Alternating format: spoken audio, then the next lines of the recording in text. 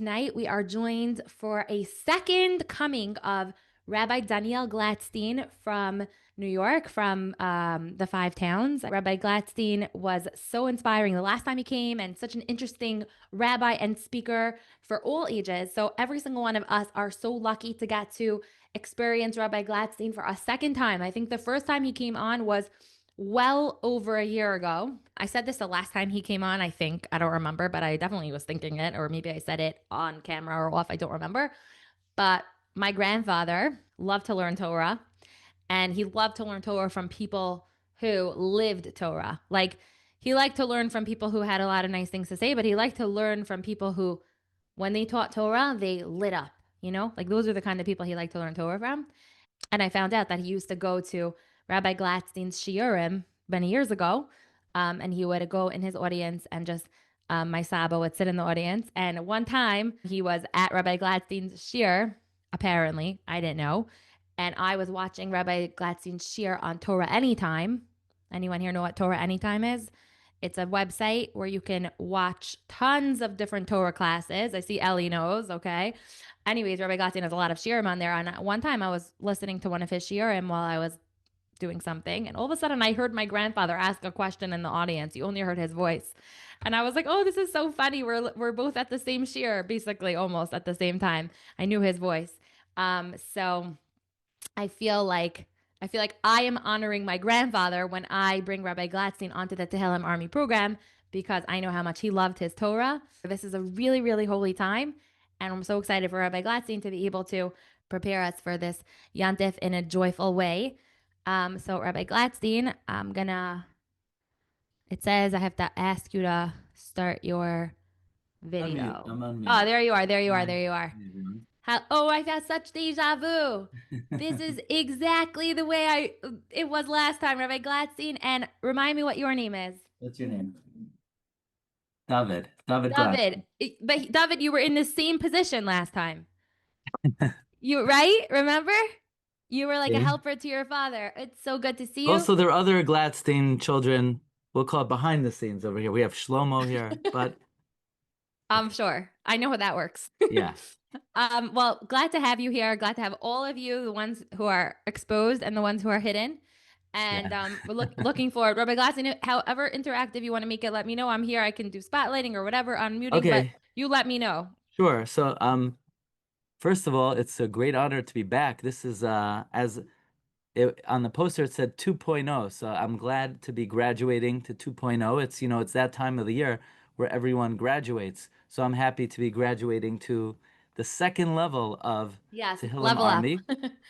And also we have a special guest, David Glatstein, because in honor of Shavuos, because of course, David HaMelech was born on Shavuos.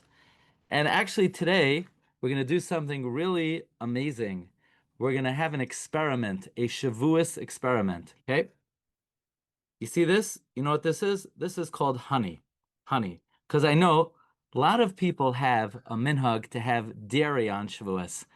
But many don't know that actually the earliest source in the Torah that we're supposed to have dairy on Shavuos connects it with dairy, with milk, and honey.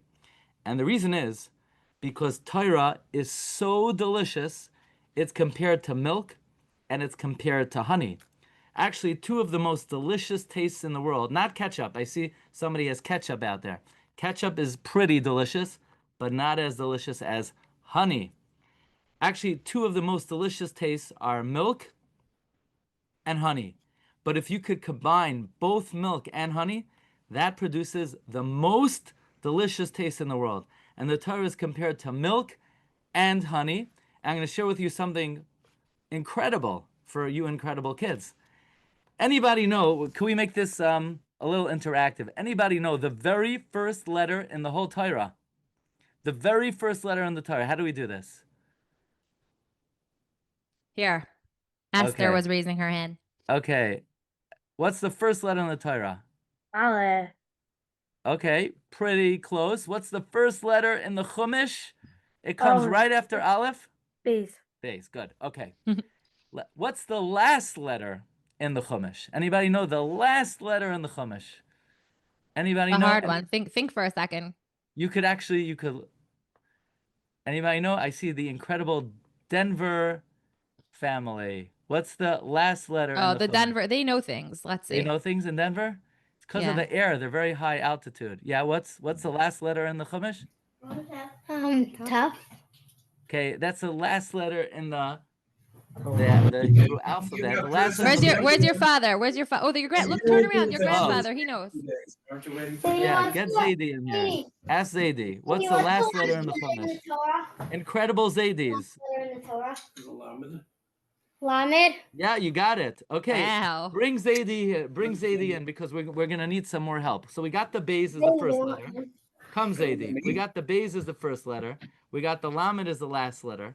Now let's talk about the middle letters in the Chumash. The middle letters. Anybody know?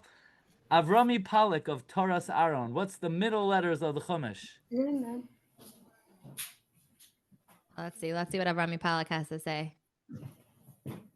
The middle letters of the Chumash. Yes, whipped cream is also pretty good, but not as good as milk and honey. What? Ras. Good, excellent, very good. Ches, and right next to that is whipped cream is pretty good, not as good as honey. Ches, and what else next to the ches? I'm going to give you a little hint, is a vav. Okay, now, let's take the two middle words of the Torah. Anybody know the two middle words of the Torah? How are they all thinking they know that? Like, how would you even guess that, Yeah, everybody? anybody know? Maybe Nechama, I think knows. Let's see. Yeah, Nechama? the two middle words of the Torah. Do you know that?